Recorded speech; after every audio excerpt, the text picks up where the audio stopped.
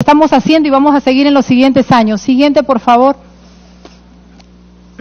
Aquí hay un tema que está pendiente. El CINEACE. El CINEACE es el Sistema Nacional de Evaluación, Acreditación y Certificación de la Calidad, que hace años fue puesto en reestructuración y sigue en una situación, vamos a decirlo así, de espera, de expectativa de cuál va a ser su definición. Pasamos a la siguiente. Se ha presentado un proyecto de ley, pero ahí pretendemos organizar una comisión inmediatamente, con tiempo y con plazo, para revisar y poder llegar a un planteamiento no solamente desde el CINEACE, sino también con los organismos y direcciones del Ministerio de Educación y aquellos involucrados en la educación básica y superior, para revisar el proyecto de ley que está en este momento ya en la Comisión de Educación, pero que consideramos no ha sido lo suficientemente discutido y debatido, no por el propio CINEACE, sino por todo el sistema que está alrededor de él. Recordemos que en el sistema de la calidad está tanto quien hace tenemos ahí a SUNEDU, ¿no?, que cumple una función, tenemos al CINEACE, tenemos al Ministerio de Educación y tenemos a otros agentes que participan, que son las propias instituciones y sus asociaciones e instituciones educativas de la educación superior, con quienes que tenemos que generar un consenso de qué rol le damos al sistema de aseguramiento de la calidad y delimitar responsabilidades. Este organismo surgió antes de que surgiera, por ejemplo, la SUNEDU. Entonces tiene problemas efectivamente de competencias, tanto con el Ministerio de Educación como con la SUNEDU, y necesitamos delimitar bien y construir un sistema integrado de calidad para la educación superior y también para ver cómo se maneja esto en la educación básica. Así es que ese es un compromiso de corto plazo, poder revisar y poder trabajar con la Comisión de Educación este planteamiento de la ley que defina la situación del CINEACE y cómo queda configurado en el sistema de educación superior. Vamos pasándolo, por favor. Otra pregunta era sobre promoción y empoderamiento de la educación técnica.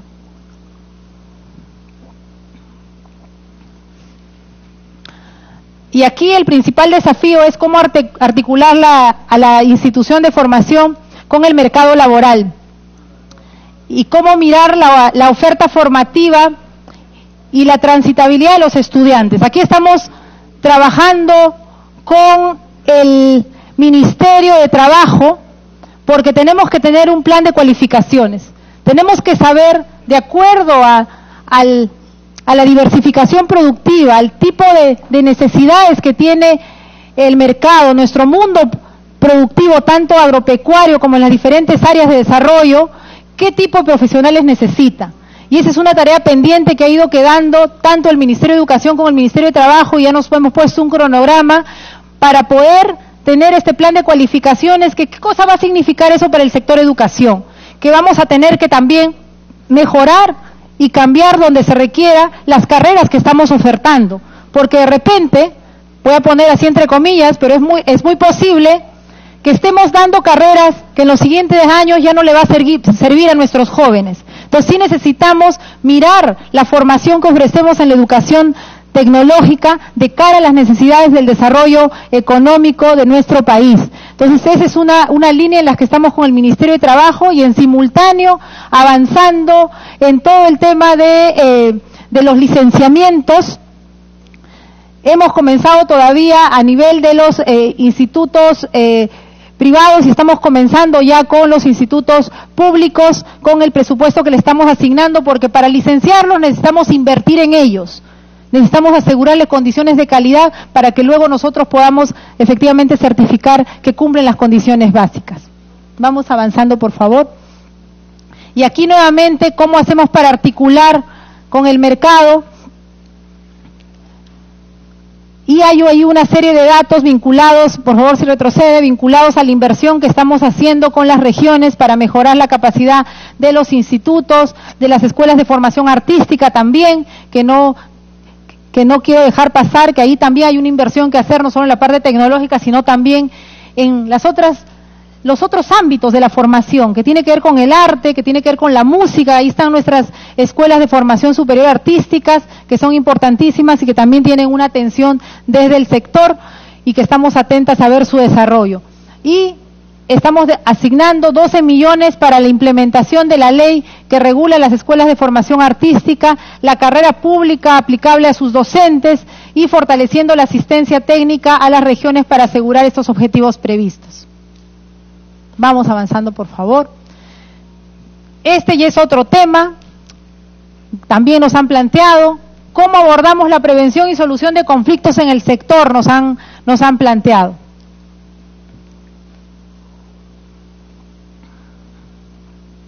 Y aquí lo que planteaba como una línea de orientación de la gestión, de mi gestión, es recuperar la confianza y el diálogo con los maestros. A la fecha yo me he reunido con el SUTEP, me he reunido con dirigentes regionales en el ánimo de escuchar sus necesidades, porque aquí no se trata de pensar que solamente tenemos que hablar con unos o con otros, acá tenemos que hablar entre todos aquellos que sienten que hay un problema, más allá de que efectivamente por la vía institucional hay algunos que tendrán los espacios de diálogo a nivel del ministerio porque tienen el ROS nacional y otros todavía están en proceso, pero con todos los maestros se dialoga, con todas las agrupaciones que lo solicitan se conversa. Y esta estrategia de diálogo, además de establecer esta comunicación cercana y directa con los actores dirigenciales, tiene implementado una serie de comisiones ya negociadoras, tanto con el CONTASE, con el FENSUTASE, con FEACES y con el SIMPROSACE. Son 4 comisiones negociadoras que ya existen, así como existen 7 comisiones de implementación de acuerdos de los convenios colectivos suscritos con el SUTEP, con el FENAEP, con el FENTASE, con el FETRACEP, con CITAMINEDU, CITRACE SPE y SUTRAPRONIET, que también es un sindicato que tenemos en el PRONIET.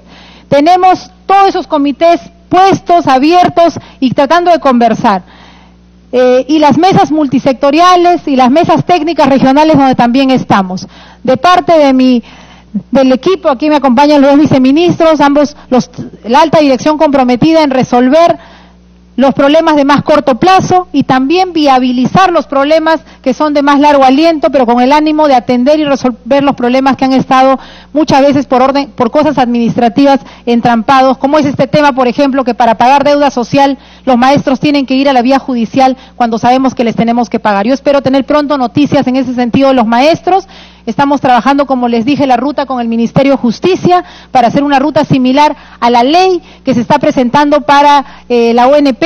Así es que ahí lo que va a ocurrir es que vamos a hacer llegar un proyecto de ley, porque no hay otra manera de resolver ese tema, de que los maestros no tengan que pasar ese largo camino, además, no solamente burocrático, sino de inversión, para que se les reconozca una deuda que sabemos que es de justicia y está legalmente ya considerada.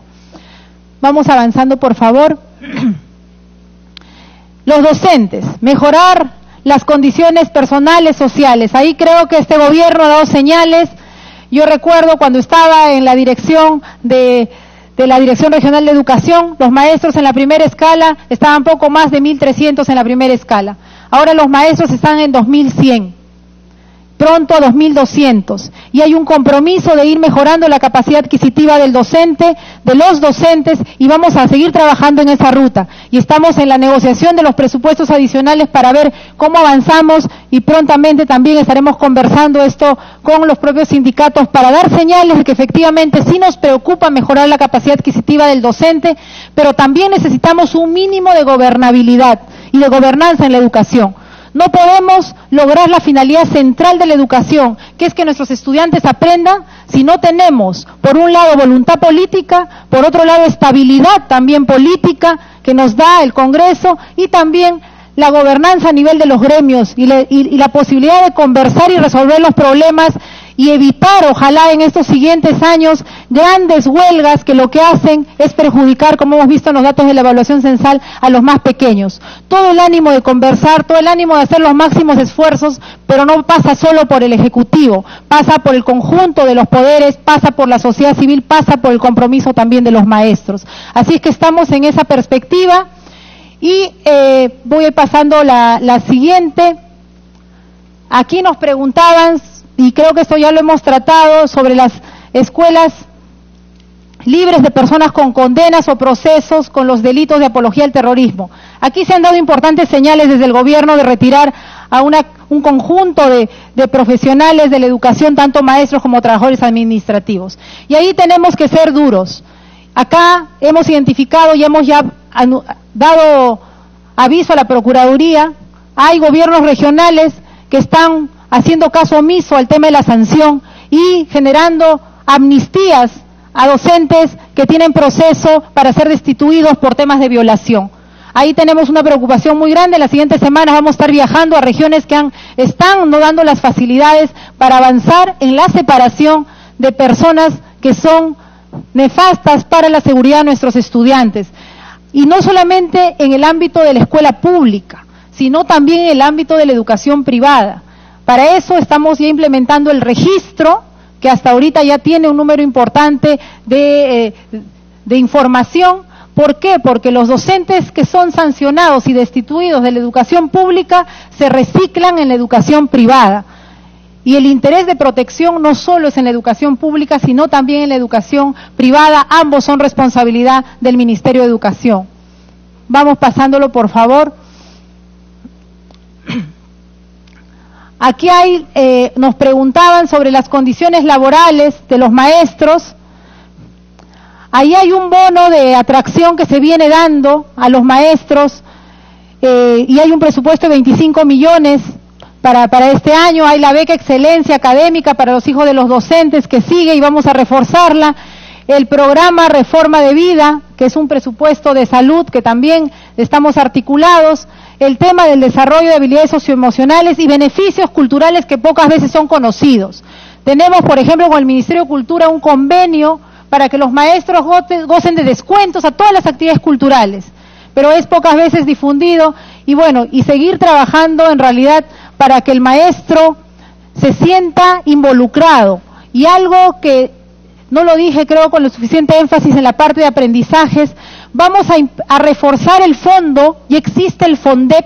El FONDEP financia innovaciones pedagógicas. Lo que vamos a hacer es invertir más recursos en el FONDEP para que se financien las buenas prácticas y las innovaciones de los maestros. Un fondo que va a estar inicialmente en poco más de 10 millones para financiar las prácticas de los maestros y que los maestros que hacen bien las cosas también se sientan estimulados.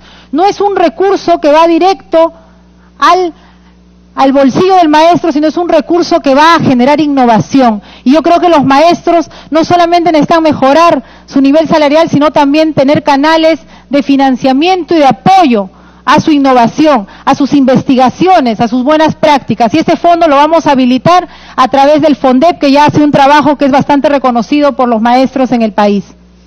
Vamos pasándolo. También ya he ido hablando de los maestros y el personal que ha sido condenado por estos delitos. Y aquí hay otra pregunta vinculada a Pronavec. Y aquí hay un tema muy importante que yo quisiera mencionar. Este año termina la primera promoción de docentes bilingües y vamos a establecer el mecanismo, y hemos hablado antes de cómo hacemos la trayectoria de que la inversión que hace el Estado para comenzar revierte en el propio Estado. Y lo que no hemos tenido, y lo vamos a tener, es una ruta de la trayectoria. Esos jóvenes en los cuales invertimos tienen que entrar, tienen que tener una oportunidad laboral predecible. No pueden salir luego de terminar estudios de 5 años en las mejores universidades a ponerse expectantes a ver qué pasa con su futuro laboral. Estamos viendo los mecanismos para incorporar a los jóvenes de beca 18 y buscar a través del Ministerio de Trabajo la colocación laboral. Y en el caso de los docentes de educación bilingüe es una responsabilidad directa del Ministerio de Educación de que esos jóvenes que vienen de las comunidades más lejanas de nuestro país vuelvan a servir a su comunidad y al país. Y ahí vamos a establecer algún mecanismo que permita el ingreso de esos docentes a ocupar plazas docentes y no se queden en el aire. Vamos avanzando, por favor.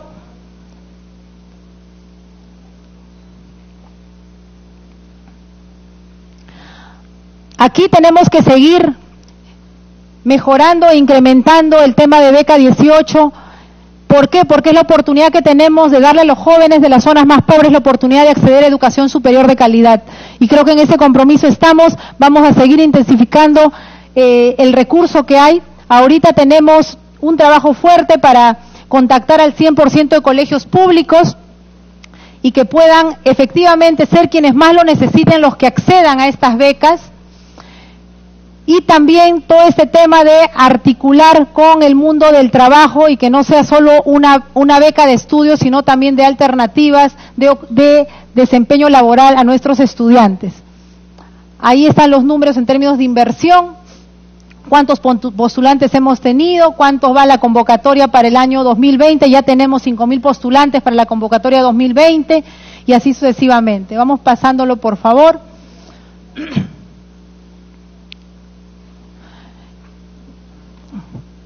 Y acá hay también, queremos potenciar la permanencia y culminación exitosa de los estudiantes, de los becarios. No solamente es darle la beca, sino un sistema de acompañamiento, porque tenemos que evitar que fracasen, tenemos que evitar que deserten. Entonces aquí se va a poner mucho énfasis en que la inversión que se haga no solamente sea para que ingresen, sino para que concluyan nuestros estudiantes y que tanto el ingreso, la permanencia, la conclusión y la posibilidad de emplearse sea el modelo completo que vamos a tener desde nuestro programa de becas. Vamos pasándolo, por favor. La implementación de la Política Nacional de la Juventud. También nos preguntaban sobre este tema. Yo me he reunido con quienes dirigen esta institución y ahorita el SENAJU está muy inmerso en promover los diálogos con jóvenes, generando una participación efectiva de nuestros jóvenes tanto para aportar al nuevo plan de desarrollo nacional. SENAJU está trabajando junto con el CEPLAN, el aporte de los jóvenes a cuáles van a ser las prioridades que va a tener nuestro país luego del Bicentenario. SENAJU está muy activo también en la participación de los jóvenes para el proyecto educativo nacional. Entonces, lo que quisiera comunicar es que SENAJU tiene un rol no solamente de hacer la política nacional de juventudes y de seguimiento a ella, sino de cómo visibilizar el protagonismo de los jóvenes en las políticas, en las decisiones, en la actuación pública. Y en ese trabajo estamos, le hemos pedido y hemos coordinado para que este año, luego de muchos años ahí de espera, tengamos por fin aprobada la Política Nacional de Juventudes, que nos va a permitir tener un horizonte al 2030 que está junto con las metas de desarrollo sostenible. Ahí hay una línea de tiempo acordada con el equipo de SENAJU que nos va a permitir hacer el seguimiento de lo que estoy comunicándoles el día de hoy. Vamos avanzando, por favor.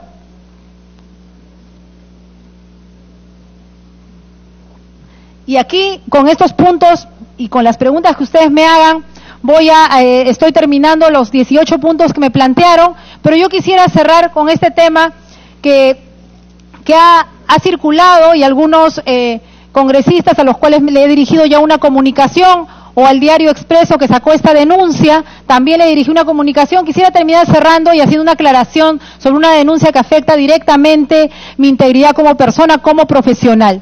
Y es una denuncia respecto, por favor, la siguiente lámina, es una denuncia, como todo funcionario público, yo vengo trabajando 15 años en el Estado. No soy nueva en el sector, no soy nueva en el Estado. Como todo funcionario tenemos denuncias y estamos abiertos a las investigaciones. Acá hay una denuncia sobre un proceso de contratación de material educativo.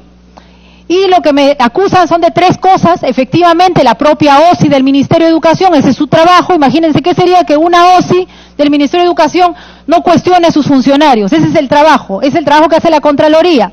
Me señalan 3 puntos. No haber derivado oportunamente el contrato. Y yo les puedo mostrar con documentos, señores, que es mentira.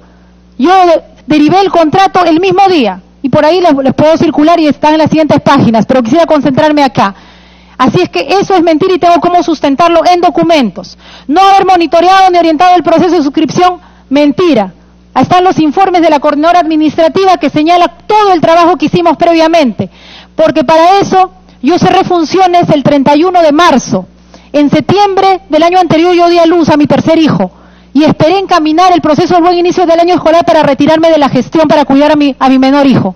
Me fui en marzo, el 31 de marzo, y esta adenda se firma en mayo.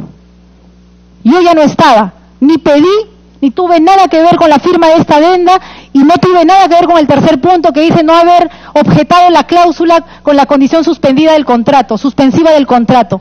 Para nada tuve que ver, yo quisiera dejar claro esto, las investigaciones están abiertas, como todo funcionario uno se allana a la justicia y que nos investiguen, pero por favor, antes de acusar, vale preguntar, y yo con toda la disposición de mostrarles los papeles y los documentos que en las siguientes láminas de la presentación están señaladas, porque creo que antes de juzgar y opinar sobre la integridad de las personas, lo mínimo es preguntar, y yo con toda la disposición, señores y señoras congresistas. Muchísimas gracias por su atención y quedo a la espera de sus preguntas para absolverlas junto con mi equipo de la alta dirección. Muchísimas gracias, señora presidenta de la comisión.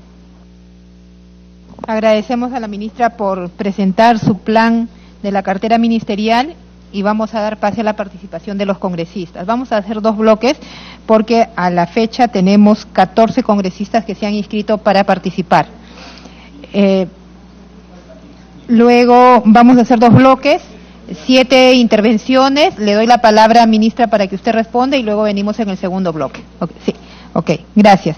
Le damos la palabra al congresista Javier Velázquez Quesquén. Muchas gracias, presidenta. Mi saludo a la ministra, a los señores viceministros, a todos los colegas de la comisión. Yo, la verdad es que más que crítica, quisiera alcanzarle algunas reflexiones, porque los desafíos que usted se está imponiendo no tienen como correspondencia en el gobierno un compromiso de todos los peruanos con la educación. Fíjese, usted es la 5ª ministra en 2 años y medio. La 5ª ministra. Y un proyecto educativo como el que usted viene a plantear, porque lo que ha venido usted a responder preguntas. Ojalá que la presidenta de la comisión pudiera invitarla para verdaderamente afinar lo que debe ser una verdadera reforma magisterial que se inició en 2010 con un signo distintivo, la meritocracia, y que ha sido venida menos. Pero bueno, yo me hago la primera pregunta, señora ministra. Yo cuido mucho que las personas no se les acuse a las personas hasta que no se le pruebe lo que se les acusa, porque para los que hemos hecho un nombre con mucho esfuerzo, tiene tanto valor como la vida, la dignidad. Y por eso lo que yo voy a sugerirle y voy a alcanzarle son algunas reflexiones que tienen que ver cómo se viene desarrollando el sector. Por ejemplo, cuando un alcalde y sus funcionarios no respetan los términos de referencia de un proyecto de inversión, son denunciados por colusión, por negociación incompatible. Pero aquí vemos que en el Ministerio de Educación hay una especie de un manto que no es bueno y que no compatibiliza con esta bandera que el señor Vizcarra levanta de la lucha contra la corrupción. ¿Cómo puede ser posible que por enésima vez acá se diga, con respecto a los libros del 3er grado, que acá lo tengo, que es gravísimo lo que se ha consignado? Se diga, se va a hacer una investigación, se van a poner los stickers correspondientes. O sea que cuando un alcalde o un funcionario hace mal una obra física, lo meten a la cárcel. Acá, si se va a hacer la investigación pertinente, nunca se hace.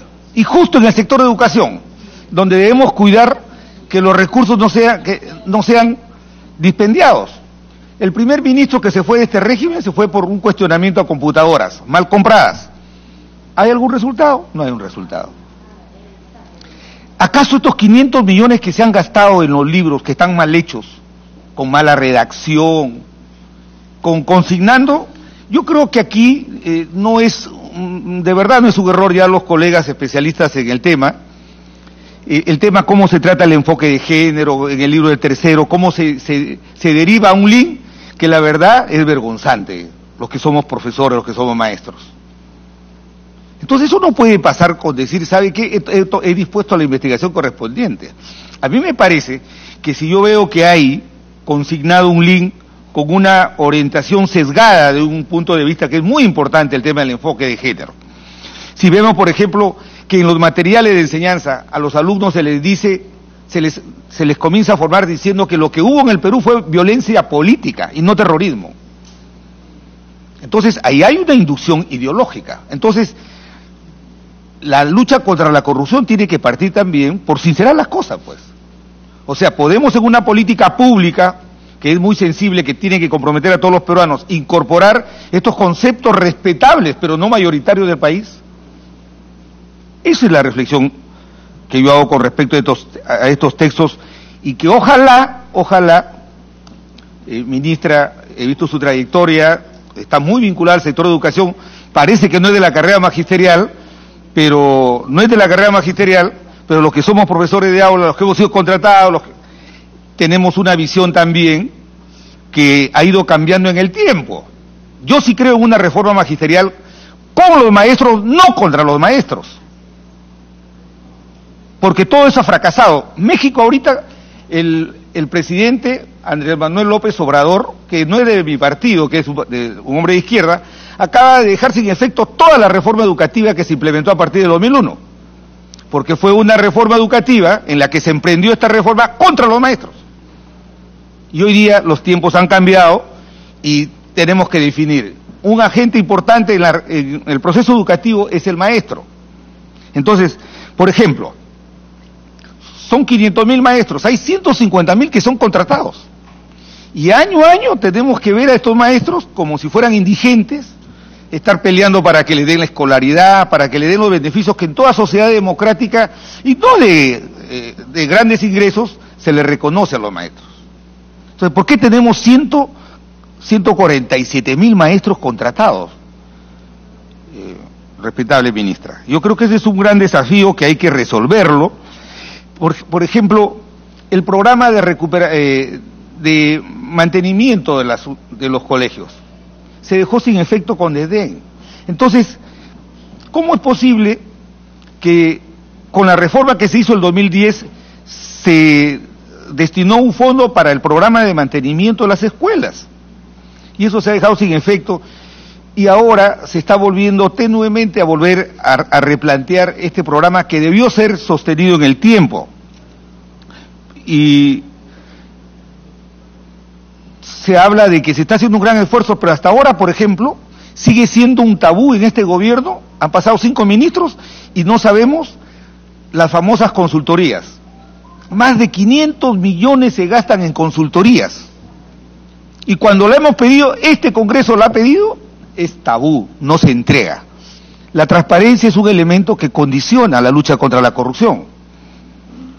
Me alegra que usted diga que ahora va a facilitar toda la información, todos los procesos en el Ministerio de Educación. No le echo la culpa, sino le dejo como reflexión.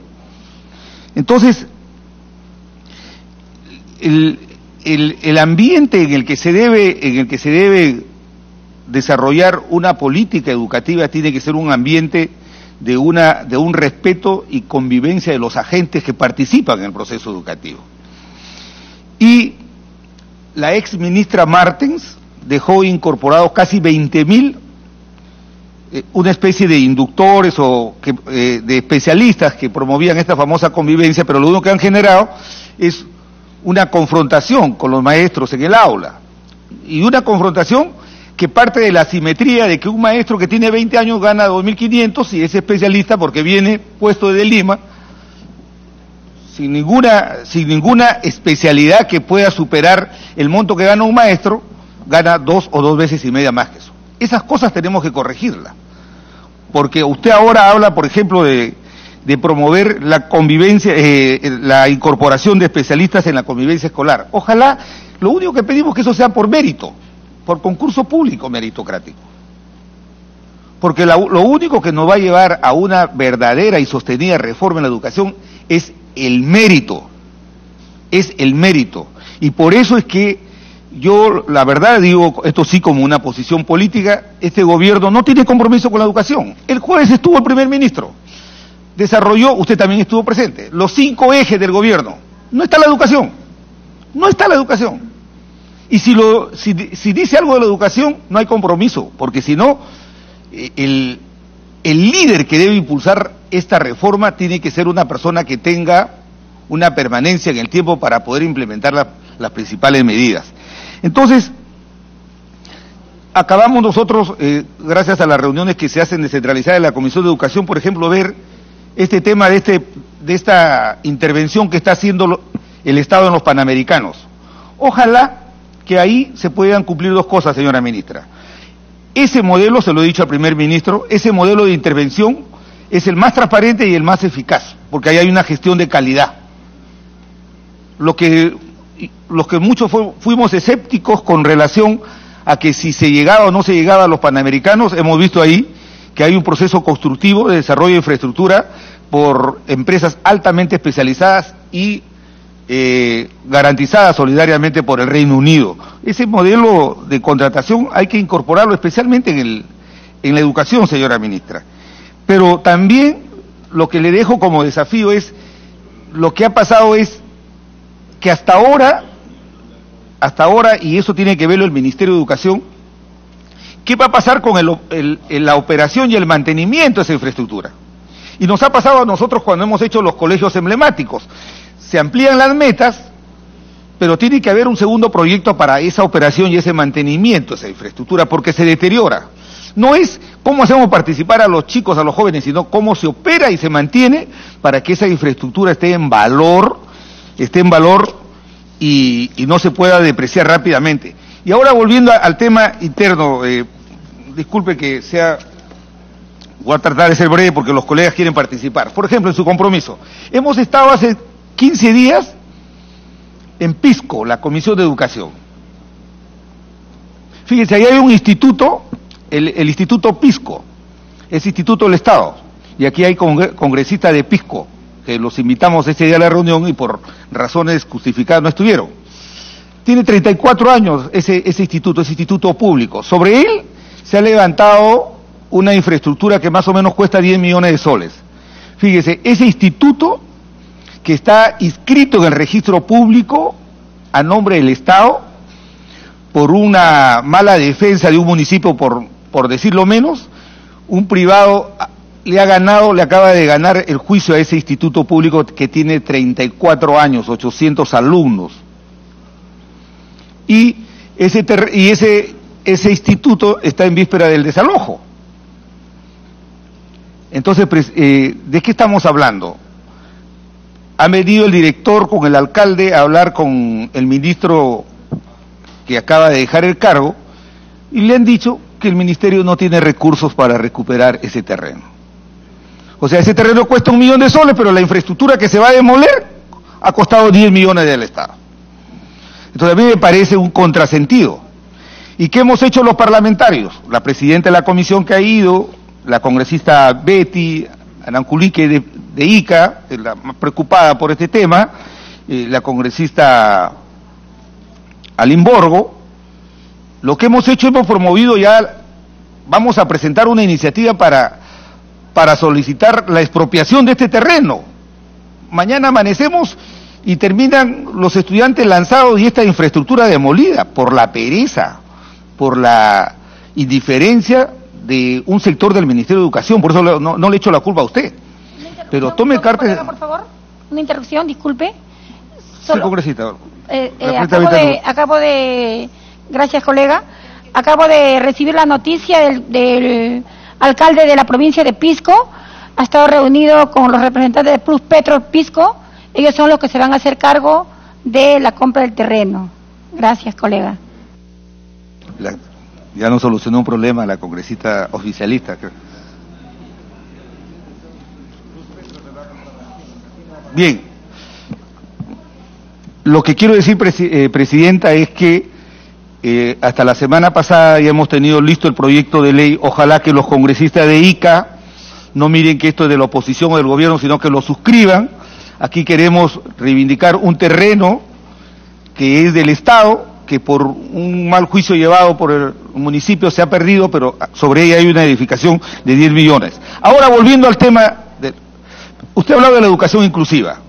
En junio del año pasado, este Congreso aprobó por unanimidad una ley que verdaderamente establecía, no como declarativa, sino establecía un marco progresivo para hacer de la educación, especialmente la pública, una educación inclusiva. Ese modelo de los famosos EBES, las escuelas básicas especiales, ya está siendo reemplazada en el mundo. Los chilenos que están vecinos acá nos están dando un ejemplo de que uno se para diferenciar. Cuando hay EVEs es porque se para diferenciar, y los discapacitados, los niños que son sordos, no pueden ser separados, aislados del proceso educativo, tienen que ser integrados. Y hay países como España que están llevando exitosamente este modelo de integración. Ya hay una ley que no la quiso firmar el expresidente Kuczynski, no sé por qué, pero el Congreso la promulgó y está para implementar, señora ministra.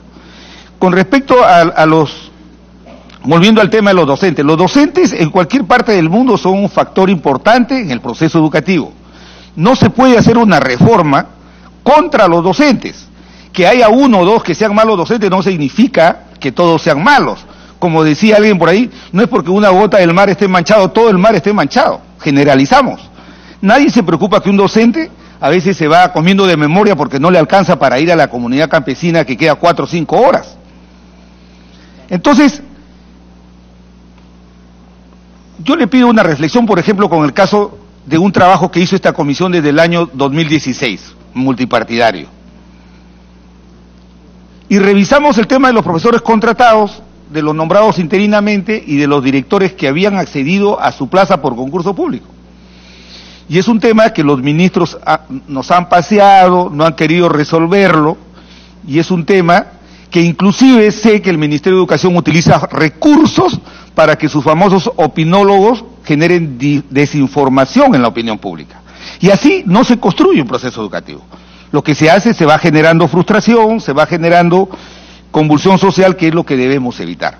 Entonces, por ejemplo, se ha dicho que aquí en el Congreso, y ha sido repetido, a veces por desconocimiento, ha sido repetido por algunos señores parlamentarios a los que he llamado, que nosotros queremos reponer directores que han sido jalados en la evaluación. Eso es falso, porque aquí toda su intervención se ha basado en el principio de igualdad, y los directores que nosotros hemos propuesto en la iniciativa que deben volver a su plaza, es porque ellos ganaron por concurso público, de méritos, ganaron su plaza. ¿Y qué dice la ley? ¿Qué dice la ley de la carrera magisterial que ustedes la están aplicando? ¿Qué dice la ley? La 299-44. ¿Qué dice en el artículo 38? Que a los directores se les debería aplicar evaluación de desempeño. O sea, no los evaluaron en desempeño, pero los actuales directores sí los han evaluado el año pasado. O sea, los que han ganado. Y mi intervención no es contra los actuales directores porque ellos han ganado legítimamente su plaza. Pero a ellos, el año pasado, desde junio a diciembre, se les ha evaluado desempeño. Casi el 80% en la primera prueba no han aplicado. Y se les ha dado una oportunidad. Pero a los directores que no eran del partido del gobierno pasado, que exigían que se cumpla la ley, que se les haga una evaluación de desempeño, el gobierno pasado no tuvo mejor expediente que sacarlos a la calle. Entonces lo que nosotros buscamos no es que a los directores se les pase por agua caliente, lo que quieren ellos es que se le haga su evaluación de desempeño, y es mentira que han sido desaprobados. Ellos no se han presentado porque si nosotros somos parlamentarios o somos ministros y no hacemos que se cumpla la ley, ¿quién la va a hacer cumplir? ¿Qué dijo el Ministerio de Educación aquí en la comisión? Y aquí hay varios colegas que forman parte de la comisión que elaboramos ese informe. Dijeron que no habían tenido la infraestructura y los recursos para hacer la evaluación de desempeño. ¿Y qué culpa tienen los directores? Y lo más grave, que esos directores que accedieron a su plaza por concurso, ni siquiera los pudieron retornar a su plaza de origen, porque su plaza de origen también había sido concursada. Ese es un atropello. Eso no es querer generar mediocridad en la escuela pública. Yo provengo de escuela pública y de universidad pública, soy orgulloso de eso. Y no me siento acomplejado frente a aquellos que estudian en universidad privada, los felicito, que sus padres hayan tenido la posibilidad de mandarlos a una universidad privada. Pero se manda a decir, no, a ver, ¿te gustaría que tu hijo le enseñe un profesor que ha sido jalado? Claro que no, pero esa es una mentira lanzada desde el propio gobierno para tratar de distraer la opinión pública. Aquí hay un problema que ha sido incubado por el gobierno anterior, pero como hubo la continuidad del ministerio, entonces se mantiene este atropello. Lo mismo pasa con los nombrados interinamente. Se dice que queremos que profesores sin título le enseñen a nuestros hijos es mentira. Los profesores sin título, con sus recursos, sacaron su título pedagógico. Y la ley de la educación, de educación establecía que un profesor nombrado interinamente cuando acreditaba que tenía su título pedagógico debería ser nombrado inmediatamente. No se les nombró, y también se les sacó a la calle. ¿Qué es lo más paradójico, señora ministra? Ahí le vamos a alcanzar información. En estos, especialmente en la selva, donde se ha sacado profesores que fueron nombrados interinamente, pero que ahora tienen título pedagógico, se les ha sacado y a ellos los están reemplazando como contratados profesores que no tienen título. ¿Así se va a llevar a cabo una reforma en la educación?